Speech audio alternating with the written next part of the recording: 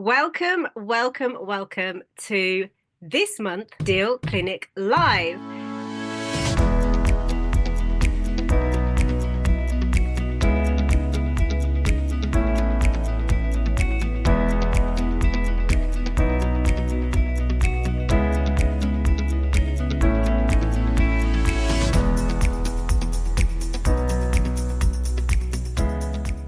I'm so excited to bring you today's episode.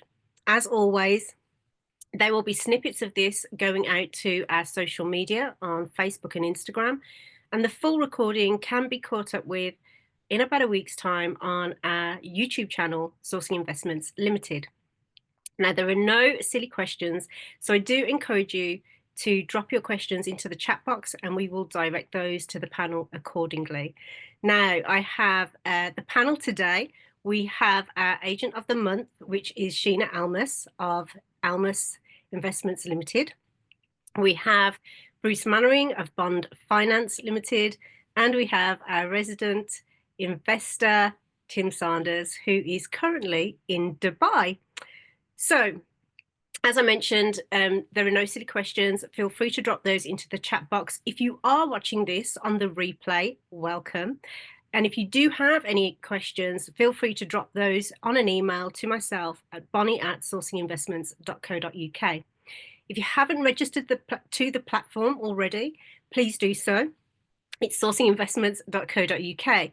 Now, as I've mentioned, we've got an exciting episode where Sheena will be going through developing two specific deals. Each one has two strategies. I'll be sharing the links to those deals so that you can have a look at those as well. And I'll also share the link to Bruce's landing page within the platform so that you can contact Bruce and his team to have more information on the lending product that he will cover. So I'm going to play a short bio with regards to what Sheena does. She actually helps you build your property portfolios and helps you to manage those as well. So those of you that want to invest in the UK.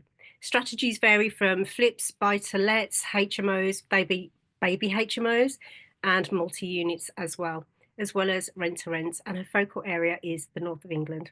Okay, so without further ado, let me share my screen and share the video bio. 1 second.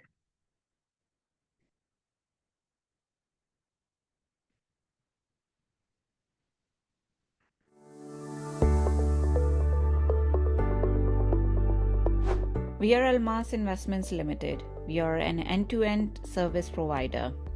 We help our clients with buying a property, refurb it, and also manage it for them for the next 5 years. We are based in Nottinghamshire, Derbyshire, and Yorkshire. We specialize in HMO conversions and flat conversion strategy. We are not a property business, we are a luxury business as we give you luxury of time.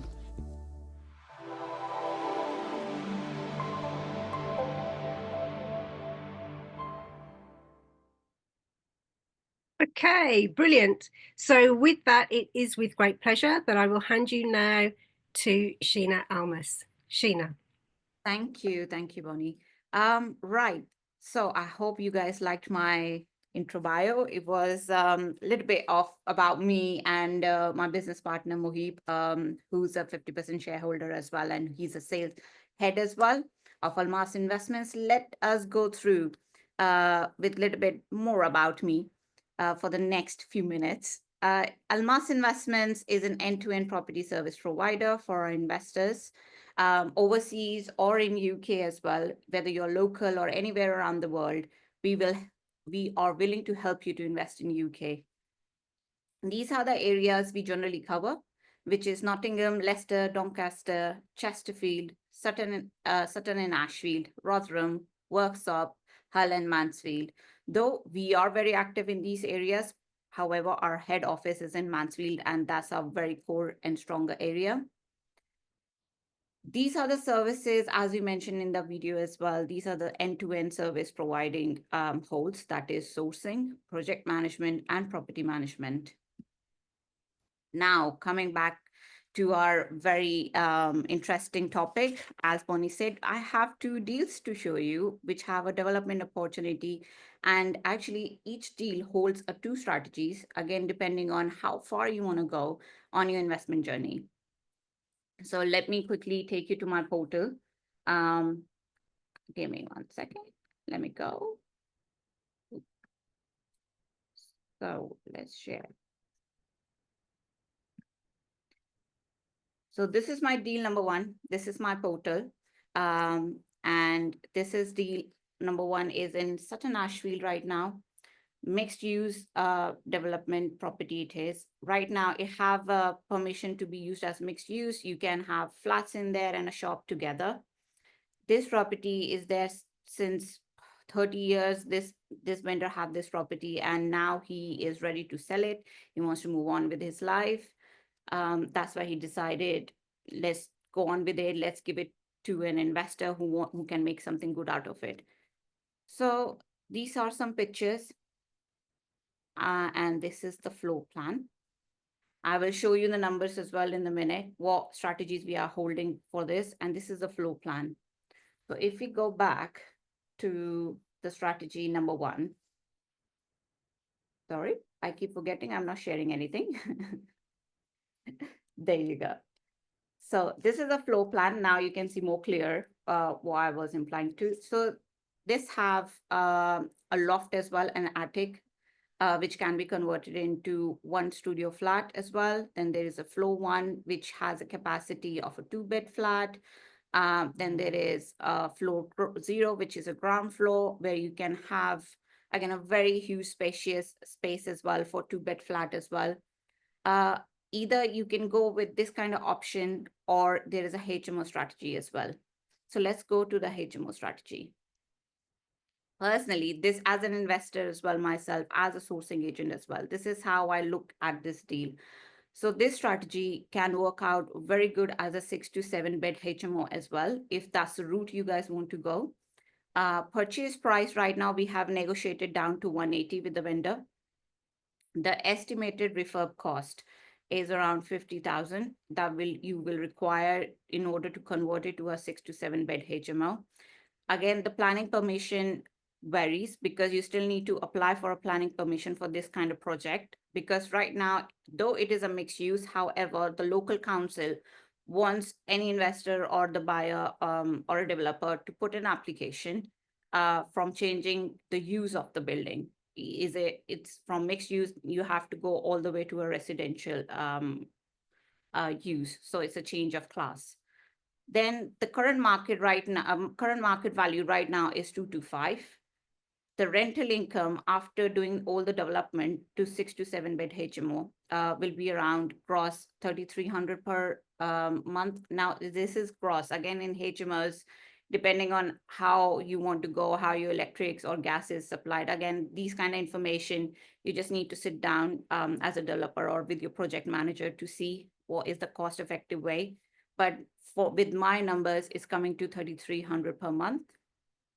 And the gross rental yield will come up to 22%. If we move on to the strategy 2. So easy strategy 2, I would say, well, nothing is easy when it comes to development, but for me as an investor, the easy way I would look at it is to convert this building into a 2 flats. Again, the purchase price will remain the same as 180. Estimated refurb cost as well will remain the same. It's just the quality or the functions we will change in the development, but ballpark, you should look at around 50 grand to be ready in terms of doing this kind of refurb. And then current market value is also again same, 225. The rental income is 1,400 per month. You can see the rental income has now come down because you are going easy. There are no bills to pay or anything, but your gross income is still coming to 1,400 per month. And gross rental yield is 9.33%. That's why as investor and as a sourcer as well, I always say to my investors, more the risk, more the profit. So again, it depends as you being an investor, how far you want to go. Let's go to our second deal. Oh, sorry, before we go ahead, this is the locality I just wanted to share with you guys that this is where the building is located. And as you can see, it's right in the city center. And as you can see, as the localities and everything is just around everything. We'll go to the next strategy as well as the next deal. And then if you guys have any questions in terms of rental, I'm happy to take it. Sheena, I just want to just talk about deal one first, if that's okay, because there's two strategies on that. I'd like to bring in Bruce. Bruce is a lending expert. So Bruce and his team of Bond Finance Limited, they have actually got decades of experience between himself and the team and have nurtured many, many crucial relationships that have given them real access to deals that are not necessarily available through other lenders.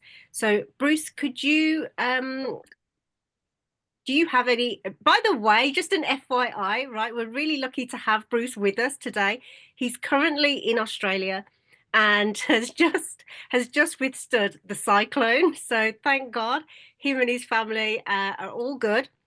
And he's had no power for the last 4 days, and he's literally managed to jump in now. So, Bruce, with that context there, do you have anything to share with regards to Sheena's deals? Yeah, it'd be good to understand the end GDV a bit better because lots of lending is based on the end value if you're looking to borrow towards the bill costs. So if some insight into the end value would be really good, Sheena. So end value would be for, let's say, strategy one, it will be around 250,000 is the minimum value, and it can go up to 300,000 as well, again, depending on the specs you are going forward with. Okay. Yeah. And the HMO you're sort of envisioning, is it going to have en suites on board, or is it just a very basic HMO? So yes, it will be one of the fancy one, again, as per the demands in the local, how we manage HMOs as well, as per our expertise. What we have discovered that yes, renting out is more easy with private, bathrooms in there. After COVID, things have changed. So yes, there will be in this building, some rooms will have en suites, and some will have a common as well in there. There will be a bigger kitchen. So if I was doing it as a project manager myself, this is how I will do it. That they will have some high spec work in it in order to gain that amount of GDV as well as the rental value. That's really interesting because I'm covering off over adapted HMOs in my presentation because we are now be able to instruct Red Book or commercial yield-based valuations on over adapted 6 bed, 6 ensuite, or 6 beds and 4 ensuites and 2 bathrooms and stuff like that. And you may find your NGDV is a bit higher because you're sort of just gone with purchase price plus bill cost plus a little bit of a premium, which works great for C3 to C4 in a non-Article 4 area. But we could get that value up a bit more and actually get some more, recycle more of your cash. But I'll cover that off a bit later. Brilliant. Let's go to the strategy 2. Bear with me. Tim, as our resident investor, do you have anything you'd like to ask or any comments at all, or are you good for now? Yeah, I've got my spreadsheet as always. I've got my spreadsheets up in front of me with various different numbers. Yeah, so assuming we're purchasing at 180, we're spending about 50,000 on refurb costs, and I've put a done up value of 2 with a realistic rent of 330, and I've put a mortgage. Am I about right thinking the mortgage would be around 5% at the moment, Bruce? Is that about where we would be looking, or slightly up a little bit? I would price it all up at 6 and try and get lower than that on HMO. Okay, so with the mortgage percentage at 6, I'm presuming I'm refinancing to get the money out. It gives a nice healthy cash flow of just under 1,200 a month, and I've got a true ROI of about 27.5% ROI on that, which is very healthy and very nice. So for me, the numbers look great on that, doing it as a nice big HMO. And The good thing with an HMO compared to flats is that it's one. You're not doing multiple legals in terms of multiple times. You've got to pay your solicitors for various different purchases and things. So for me, this looks very healthy, and I like the numbers. Yeah. Brilliant. Fantastic. Thank you so much. Okay, Sheena, let's go to deal number 2. Great. So let's go deal number 2. So this is how the floor plan looks like. I'll show you in a minute how and where it is on my portal. So it's easy for you guys to match it up. Oh, sorry, guys. Could I jump back in briefly in terms of looking at doing that deal as flats? Are we sticking on that first deal in terms of looking at the flats as well? Because we just spoke about HMO. We're keeping with that same one, right? And we're going on to flats. Yeah. Deal one flats. Okay, brilliant. All right, I'll shut up for now. I'll come back in a bit. No, it's fine. Shall I? So you wanted to know, Bruce, more of the GDV flats. Definitely. So flat 2, not flat 2, 2 flats. So the flat 2 I am referring to is the upstairs one. As you can see, there is a space on the attic, which I want to combine it with floor 1. So it will be like a duplex flat, which will make it a little bit exotic, a little bit fancier in terms of the finished product. So, and also the resale value as per the market we are looking at, and the GDV as well, around 120 to 130, again, depending on the specs, how far you're going with the refurb quality. And the ground floor is also a bigger one. So this may also go to around, let's say 110 to 120 is the minimum. I'm looking at the numbers. Sorry, I just lost my floor plan. So you're looking at an aggregate value of what, 120 plus 110? I would say so on the lowest card, yes. In the floor, ground floor, let's take it as 110, and the floor 2 or the flat 2 will be around 120, yes, on the lowest gross value, I would say. Okay. All right. Let's go. Any questions? I'm happy to take it. Yep. Bruce or Tim, feel free to jump in. Yeah, a couple of questions for me would be who are the tenant types you'd be looking at for both the HMOs and the flat? So very interestingly, because this is my area, this is like my baby, where I have done my baby HMOs as well. They're quite, what we get the tenants and the quality of the tenants we are getting from last 2-3 years is Amazon employees, Kingsmill employees. Kingsmill Hospital is a very big hospital around this area, and you get a lot of nurses from abroad, from all over the London. There are some care homes as well. They are always hiring people. So we always get family. So in HMOs, we get single people, as in nurses who have just moved in the area and they want to be closest to their jobs. So that's where I get my tenants in. And the second would be the flats. So I get families of those doctors, of those nurses, and as well as some warehouse workers from Amazon who have like small young families, partners. They just want to live and, just move around and stay closer to their jobs. That's great. Because actually I've got with a couple of my flats in Scotland, I've got nurses in one of them, and what I find is on the floor below, there's also 2 of her colleagues that work on the floor below, and I'm constantly getting phone calls from them all to say, do you know anyone who's got another flat in the area, or when we move out, I've got loads of people that are interested to come in. So the nurses, I think, is a very good tenant type for them. I think they go very well with the duplex idea. I think that's great. My sister's just bought a place in London, and it's a sort of duplex, and it's got some real appeal. The reason she bought it is because it's very unique. There's not many of them around, so I think you could definitely charge a premium for the rent on that, because it's so unique, having a sort of duplex type flat. John's come up with a couple of questions, and I'll just going through the questions. Where have you got your refurb costs? Is that what you estimate, or have you got some builders in to have a quick look? Yes, so I am a project manager myself. I am on portal as well, on my different company as a project manager. So we do these kind of developments all the time. This is as per my experience of similar kind of developments with my team as well. I have project team, I have maintenance team, I have builders, trades, everything is in-house. All right, cool, perfect. And also, John has come up with a question. What do you do with the shop front? The plan is unlikely to let that into residential because it looks like a commercial street. So it does look like a commercial street because it is right in the city center. So it is on the border where the whole shops begin and the residential ends.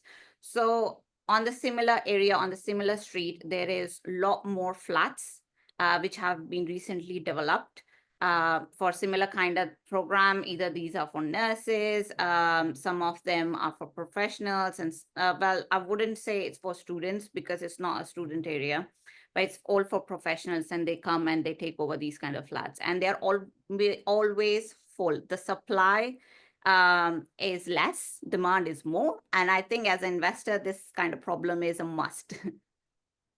Okay, so you don't envisage there's going to be an issue with the shopfront and planning? No, because next doors and everything around that street is flats, which has been recently changed. So change of use is a quite simpler type of planning application you can apply for, and you can always challenge it as well. Excellent, great. All right, it's great to have some questions from the audience. So keep them coming, keep them coming. Love that. So basically, just for clarity, what Sheena's saying is there's precedence, and so that she will use that to push the planning forward. Do we have anything else coming in, or shall we go through to deal 2? Let's do deal 2, Sheena. Okay. So this is a floor plan of deal 2. Now, this history of this deal is it was actually originally I think 30 years ago, somebody's home. It was a Victorian house, still a very beautiful and well-maintained building. It's being used currently as a mixed use. One of the top floor is still a 1-bed flat, which has been let out to a tenant for almost 20 years. Rest of these floors had been offices, but now the vendor have decided to let it go because of some of his personal reasons. And this also have a mixed use permit already. So again, it's a similar kind of process that you may have to go. Again, councils of both the areas are different. This property is located in Chesterfield. So do speak to the local council about what kind of process you have to go through. However, as per our sources and our due diligence, what we have been told is a similar application you have to go through, but you need a pre-application advice as well. So let's go to my portal just to quickly show you where you can find this deal. And in case you have to reach me out for any more discussions out of this. So let's go to deal 2. This is the deal 2 on my portal. And this is how the building looks like from the side. This was the nicest image I could take. Ooh, and sorry, I just did something wrong. There you go. Always a fun time with technologies. So yes, I have some more pictures of this deal. You can reach me out after this and I can share some more insights of the deal. I can show you some more pictures. So this is all the description, and this link should be with you as well. Give me 1 second. I'll go back and I'll show you some numbers. Ooh, there you go. This is just some information about classes. This is general information. You can always find it in your local council sites as well. I will not dig into it too much. Just we are short in time and we have to make most out of it. So this is a strategy 1. It's a similar strategy as this strategy we had in the first deal as well. It's 6 to 7 bed HMO. this is one of the strategy which, as Bruce mentioned, about being commercial. So that's why we are pushing towards more commercial and development to get the best value of such developments. The purchase price for this is 2 to 5. The estimated refurb cost is 70 grand. And estimated fair market value, actually, it is supposed to be the GDV. The end value will be 325 grand after the works are done. The rental gross will be around 3,850 per month. And the gross rental yield is 20%, 20% and 20.53%. It's always something going on with the points. But yeah, this is the 6 to 7 bed HMOs right in the city center. This one is as well. However, it's a different location. It's a different county, different location, but similar kind of scenario. The size of the property is bigger as well. There are a lot more exit strategy as well with this deal, I would say. But right now we'll just discuss about these two strategies. The second strategy is a similar, which is a flat conversion. Again, it just depends on your comfort level, what kind of strategy always been worked for you, or you want to go with something new. It all depends on what kind of power team you have as well as an investor. So strategy 2 will be the 3 flat conversion from this. We can have, if we go back to the flow plan again, I just wanted to quickly show you.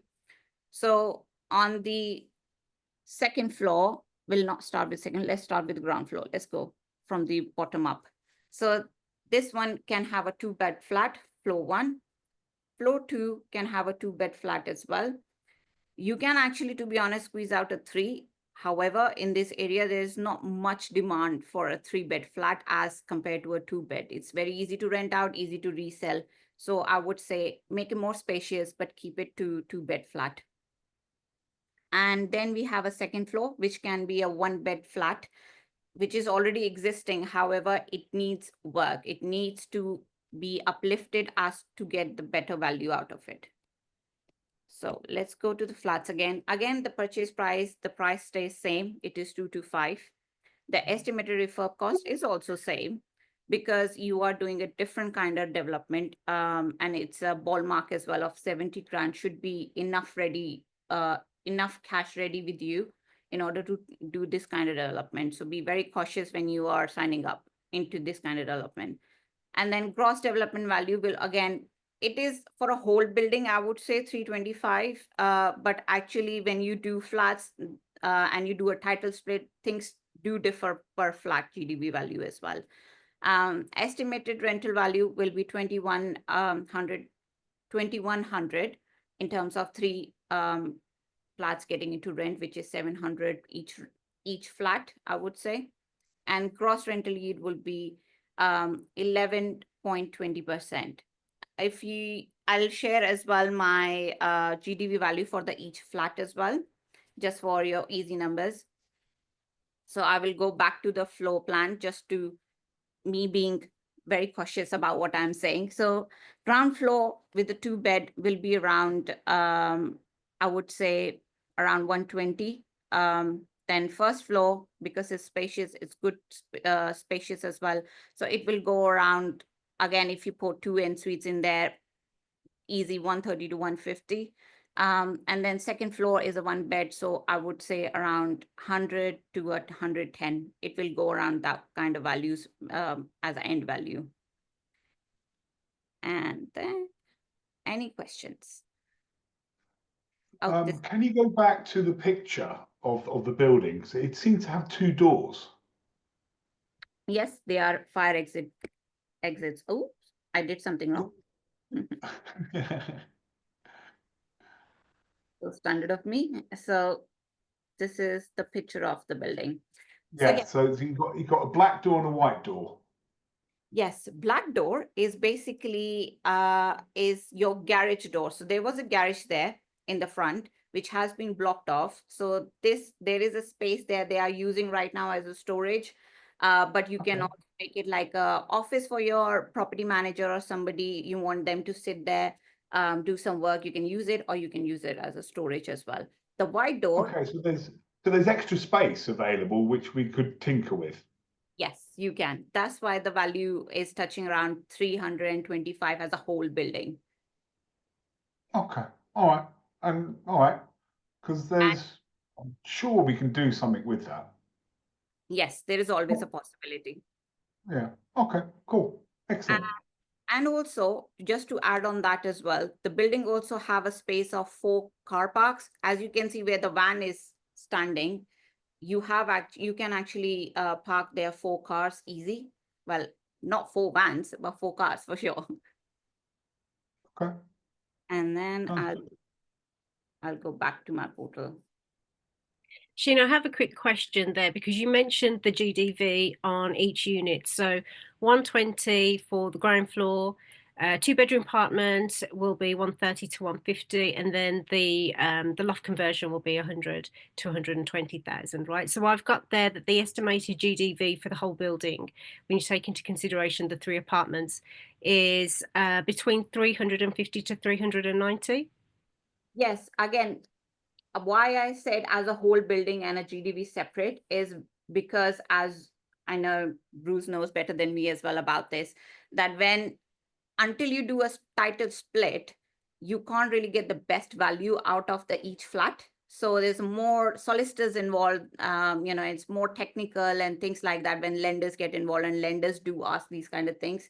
As Bruce can always, put more light on it. I'm not a mortgage expert, but I have seen it with my experience how values can really, really differ when it comes to. Don't forget that storage space as well. That you can do something with that. That's a little cherry, which we don't know what to do about, but there's a little cherry there. Yeah, I feel like there's some hidden gems. I feel like there's some hidden gems in this. I really do. All right. That's fine. Give me 1 second. I just need to go back on my screen. Okay, so whilst you're navigating back to your screen, Sheena, just a question has come in from Kay. She's asked, is it better to refurb HMOs or convert to flats as exit strategies, example with wiring and boilers and layout, etc.? So I'll let Sheena answer that for you, Kay. But I think also you need to consider what your exit strategy, if you're doing it for yourself, is to consider what your exit strategy would be for your plan. Exactly. So yes, as you said, that's absolutely correct. It all depends on how far you want to go in terms of electrics and everything. To be honest, with my experience, I have worked with both kind of investors. Some like to take a bigger risk in terms of doing like a HMO and keeping it as a commercial for years and years. Exit strategy is always there in such scenarios as well. But with flats, some people just like to keep it easy. They want to go on a title split route as well for their futures, just in case they want to sell it in the future and take the money out. Again, it just depends on how far you want to go and what you feel comfortable in doing, what kind of risk you are willing to take. It just all depends. Property investment is all about risk. It's just bigger or smaller risk.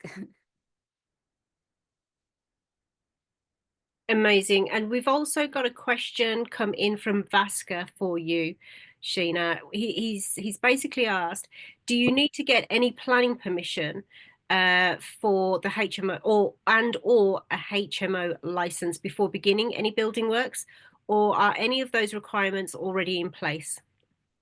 So right now we have mixed use permission on the property. However, now the exit strategy, which is quite interesting thing as well for you, that yes, you need first of all, you need a planning permission. It depends on how far you want to go. If you are going for a 7-bed HMO, you need a different kind of sui generis HMO planning anyway. You need to put an application before also to let them know that for the other 2 floors, which is not already being used as a residential because they were previously office, only the top floor was a residential. You still need to inform them through a planning permission, telling them there is a change of use. You are now going to use it as a residential. So yes, there is still, in both the cases, you need to put first application, which is a change of use. Okay, perfect. Thank you so much. Yeah, Bruce, do you have anything to add to that? You definitely need planning for SUI. Okay, and that's, but I think, and I don't know, I think you need planning for a 6-bed, going from commercial to 6-bed. So that you need to factor in. But PD, converting office to C3, it can be done under PD and it's a lot quicker. And so you need to factor that in as well in terms of your timing and your planning and potential holding costs. Can we do a deal? I like to be creative. Can we do a deal with the current vendor saying, right, can we do exchange with delay completion subject to planning? That would be that'd be great. That would reduce your holding costs. Just something to get this fizzing a bit more. We need to get it fizzed. Very technical term, I know. I think we can take on that technical term. We need to get fizzed. Okay, perfect. But definitely something to consider when having, as investors, having those conversations with the agent as well as the mortgage or lending expert as well. Tim, with regards to investing, any questions or comments? Yeah, this one to me is pretty juicy. So with me, we good old spreadsheets here. With let's having it as an HMO, it's giving me a nice return of a monthly cash flow of just under £1,800 once I take into account all the mortgages, the operation costs, expenses, fees, and things like that. So a yield of around 15, just under 15%, and a true ROI of about just over 30%, which is great. I definitely agree with Bruce that there's definitely something that could be done with that extra space, getting nice and creative with that.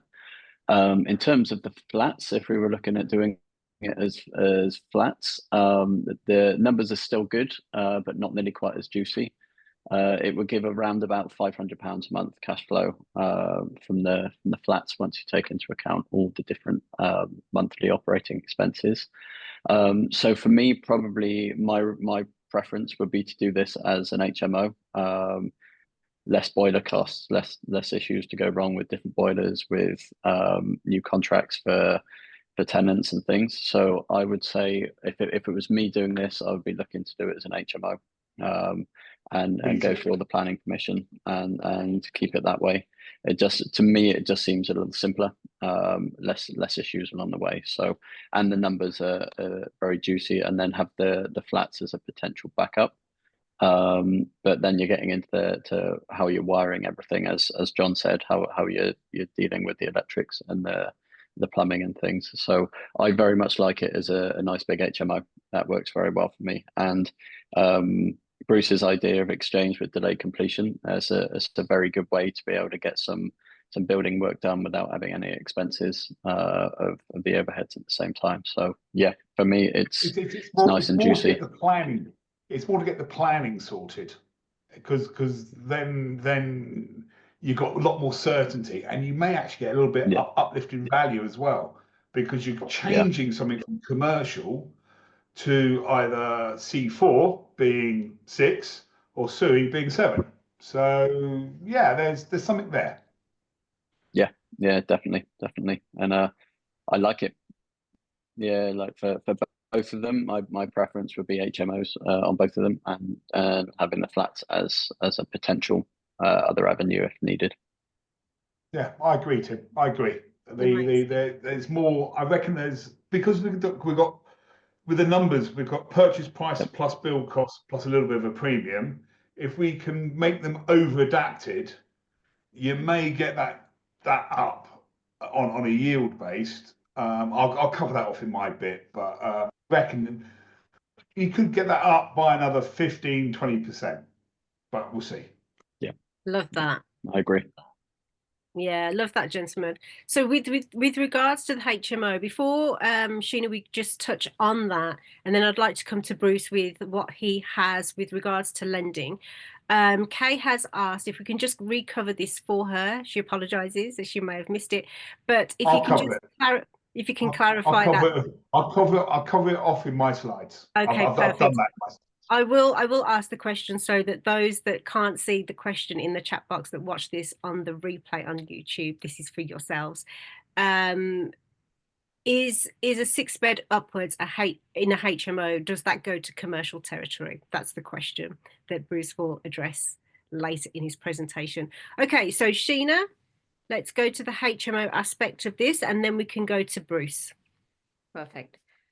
So these are the things I generally advise for an HMO development or this kind of level of development. If you're going into it, be sure you have a power team, a right power team around you who can help you to go through all this process. It can go really bad very quickly if you don't have a right team around you. Is it easy to convert? That's the question you should ask your sourcing agents or your property managers. Is it easy? Is it even possible? Is it a dream or is it practical? The third one is cash flow. Are you able to pay everything, keep something on a side, and still have a profit? And the exit strategy. Can you change it back easily?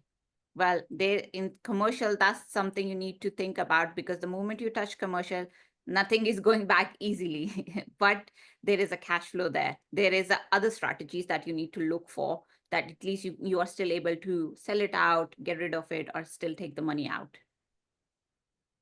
Then this is me, HMO professionals. This is me as a project manager. I have my portal as well on sourcing investments, where you can find me to help you out with such kind of projects, where we can help you from end to end, hold your hands and just take you to the destination. And our expertise are in baby HMOs. So now I have done in the past as well, where I have showed about how the baby HMO works. We started from being a baby HMOs, but now we also do commercial HMOs as well, and the flat conversions. These are some level of conversions we have done. Just wanted to show you quickly the qualities of the works we have done, just for your idea of how far we can go in terms of giving you a better. These are some numbers, but you can find it in my previous seminar on Sourcing Investments YouTube channel, where I have discussed very briefly about these numbers and these deals I have done before. This is my latest development project we have done, from granny flat to a modern HMO we have recently finished. This was the main bathroom before, and this is the after pictures. So this is kitchen, this is how it looked like during the works. Everything can go wrong when you start stripping things out. Just be mindful. It's a very fun project when you are doing developments, and this was the end product. And again, this was a bedroom. This is a finished project. So when we do the projects for you, we start from there and we do leave it like that with the sheets on, with the whole staging on. And thank you. This will be all from my side. If you have any more questions, you want to understand more with, about the things, if you want my help, let's sit down for a coffee and we take it from there. Okay, that's amazing. Thank you, Sheena. Bruce, can we come over to you with regards to what you have for lending products, please? Yeah, I'm just trying to share my screen. Come on. Right, can you see me? Yes, you can. Yeah. Excellent. Right. Apologies, guys. I normally do a lot more polished presentation than this, but I had an hour to do it because I've had no power for 4 days. And I've had 40 centimeters of rain in 3 days. It's been nuts. I've seen wheelie bins flying down the streets. The cyclone was mad. Anyway, enough about that. Right, so this is me, Bruce. Started Bond back in 2004 with my business partner, Dan Newbury. We're FCA regulated, founding members of the NACFB. We've got 2 departments, resident buy-to-let, commercial. We cover everything off. I've only got 10 minutes, so I'm going to fly through this.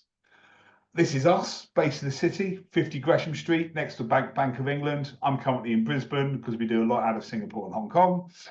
Oh, that's a nice graphic. Right, so I just want to cover off what an HMO is. Okay, so very basics. Well, what is an HMO? It's a building or part of the building, such as a flat, where 2 or more households reside. That's in the rule book. Ignore that. Lenders class it as 3.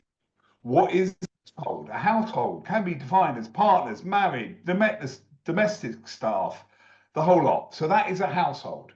So it's all about households residing in a property is an HMO, and it's got to be 3 or more households to be classed as an HMO. Right, let's touch on planning, just to refresh everybody's brains about planning. So, planning permission. You've got a C3 property. You want to convert it to an HMO. You can do that under PD. PD is interchangeable. Yeah, so it could be a family house to an HMO if it's long as it's a non-Article 4 area. As soon as an Article 4 area comes in play, you need to get planning to go from C3 to C4. It's the same as going from commercial to C3 to C4. You have to get planning.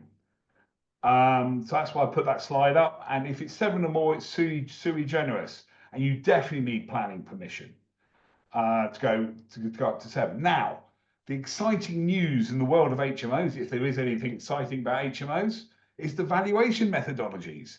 It's changed. So, in the past, you could always instruct a yield-based valuation if the property is in an Article 4 or it's SUI. We all know that, okay? You can go to the commercial lenders and they will lend on a yield-based valuation.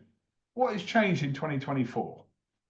VAS, who work with Lenco and Shawbrook, will now allow me to instruct a long-form valuation on a 6-bed, 6-ensuite, a non-Article 4 area.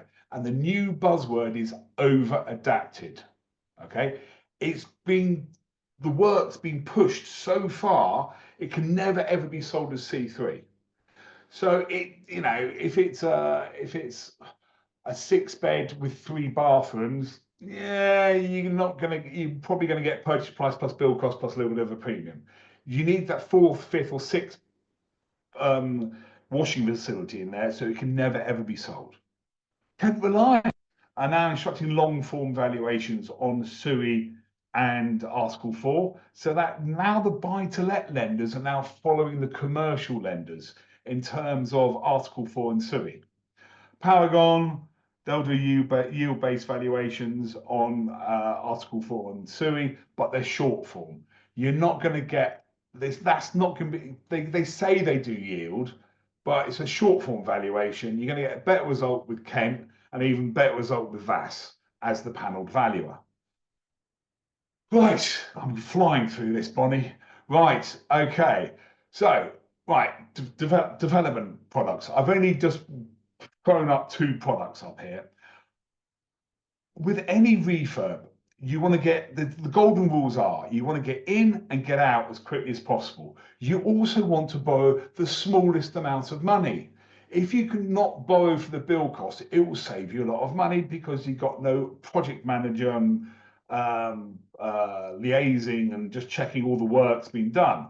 So Shawbrook have got a great selection of rates in the market, and you can get 75%. If it's resi, you get 85%. But it's got some great products out there. All the lenders out there are very, very similar. But the nice thing is, Shawbrook actually can offer you exit funding. So if you have COVID-24, as long as you finished your build, or sorry, COVID-25 now into 2025, they can actually get you off the product. In COVID-19 world, I had all sorts of problems with bridges and not being able to get people off products. Now, if you want to borrow for the build costs, this is an example of a C3 to C4. So the loan to values are a little bit higher. If it's commercial to C4, commercial to SUI, the day one probably wouldn't be 75%. But this deal, just quickly running through the purchase price, if everyone can see my numbers, my pointer is 362. The build costs were 120 and the NGDV was 700. They lent 75% of the day one value, which is 271, because the value was and they lent 100% of the build costs, because the uplift in value was so much, because there's an over-adapted HMO. The end loan to GDV was only 60%, but you can push that up to 70%. But this particular deal, because the uplift in value, you're caught at the at the day one being 75% of the purchase price. So the 75% was 271 of the 362, retained interest 28, arrangement fee 8, broker fee, most important one, 1%. There was a setup fee, asset manager fee. So day one, 228, and they borrowed the 120. There was contingency, the interest. So that loan was 150. So that's a typical refurb package you can get out there. And there's loads of lenders. This is just Mint. There's the Roma. There is Octane. They're all got slightly different quirks. Now, if you're doing a block of flats, so commercial to C3, you're going to get in a bricks and mortar NGDV. But I like Mint because if you're doing commercial to over-adapted C4 or SUI, they'll instruct a yield-based NGDV, and I can get it instructed via VAS. Then I can, once you've done the work, I can then take that valuation and then show it to Lenco or Shawbrook, and they will then hopefully get the same valuer back, so it cuts down the variance. And if a valuer has already given NGDV of 700, it's going to be hard pressed. And if you've done what you said you're going to do, it's going to be hard pressed not to give you another NGDV of 700. Now, in terms of term products, if you're just looking at very simple HMOs or MUB is a multi-unit building, which is 2 or 3 flats. These are the current rates with Fleet. They're okay. We've got a 2-year rate of 5.79 with £2,000 fee. We've got a 5-year rate at 5.39, but a higher fee of 3%. These are very simple buys. If you're doing a simple HMO, so you're not going down the over-adapted route. I would use someone like Fleet or Kent Reliance. And if you're going down the more complex route and you want to use VAS and use that over-adapted HMO, we've got a 2-year fixed at 5.79, very similar to Fleet. And we've got a 5-year fixed at 5.89. So yeah, so look, there's plenty of options here. Obviously, I need to fit the client, the deal, and the lending all together. And that's a broker's job, is how to marry all those bits together. And that's me done. I've tried to keep that within the time. I've kept it within 10 minutes, Bonnie. So I pass. Here's my contact details. So yeah, please reach out if you've got any questions. Amazing. Thank you so much for that, Bruce. And yes, you do qualify to get to the next level. It's like a gamification, isn't it? Yeah, you passed. So just with a quick question with regards to those lending capabilities that you just covered there, Bruce. Are those for UK investors or overseas investors as well? Mint will lend to overseas investors. Shawbrook won't. They will lend to expats though. So Shawbrook, yes to expats, no to foreign nationals, so someone living in Singapore or Hong Kong. But Mint, yes to expats, Singapore, and to overseas nationals in general. Okay, great stuff. All right, perfect. And if you can stop sharing, that would be amazing. And I've got your link. I've added your link into the chat box, so that if anyone actually wants to reach out to Bruce, feel free to do that. He's available via his email as suggested, and also via the portal, which I have added his link in there. I'm just going to share very quickly both Bruce's and Sheena's pages, just so that you can see what that looks like on the dashboard itself. So this is Bruce's page here for Bond Finance Limited, as you can see there in brackets. But if you actually scroll down, you can see that Bruce and his team are also there as HMO finance specialists. They do also have the commercial aspect as well, and they do help foreign nationals and expats with their financing strategies and things like that. So Bruce and the team are able to help you in various ways, depending on what your strategy is and what lending you will be looking for. With regards to Sheena, this is Sheena's page on the portal. So you're able to get in touch with both. If I go back to Bruce here, you're able to get in touch with them. You've got their number, and then there's other contact details that you will have. You'll be able to email, message, or message within the platform system.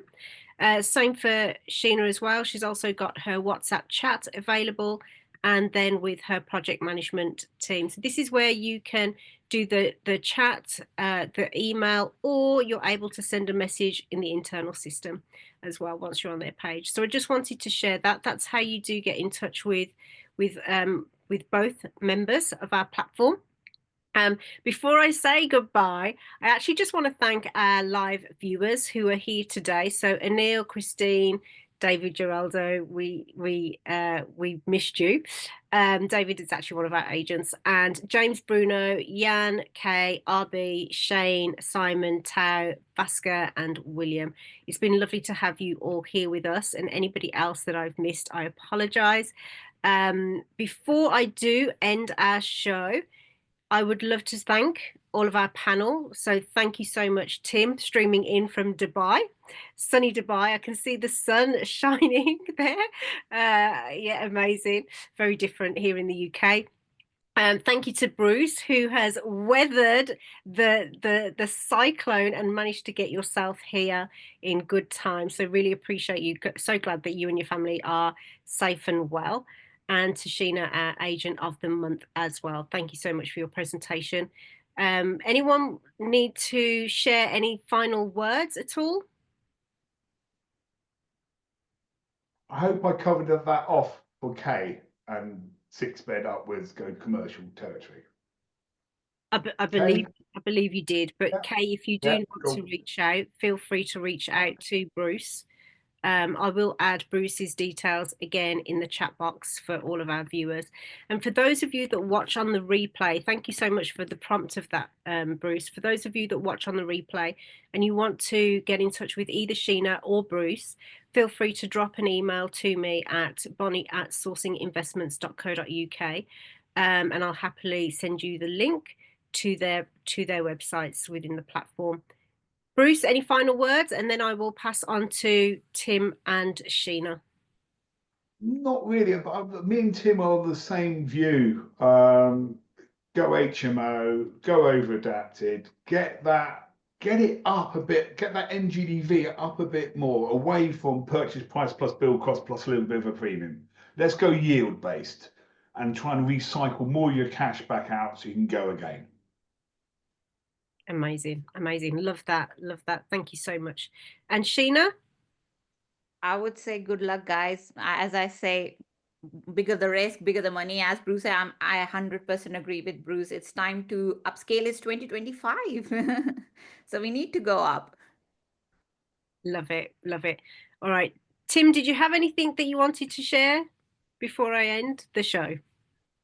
Not particularly, just yeah, these are very juicy HMOs. I think that's the best way to go for these. And there's a lot of extra that can be done, and there's a lot of good cash flow that can come from them. So yeah, some very good HMO deals. Amazing. All right. Well, thank you everyone for watching. As I've mentioned, your viewers, thank you so much. For those of you that watch on the replay, thank you as well. As already mentioned, feel free to reach out to us at bonnie@sourcinginvestments.co.uk. The full episode will be available on the YouTube channel in about a week's time. And do keep an eye out for the snippets on our social media on Facebook and Instagram, and shorts on YouTube as well. So with that, thank you so very much for your time. Appreciate you all. And I wish you an amazing rest of March. And I'll see you next month for the next one. Bye for now.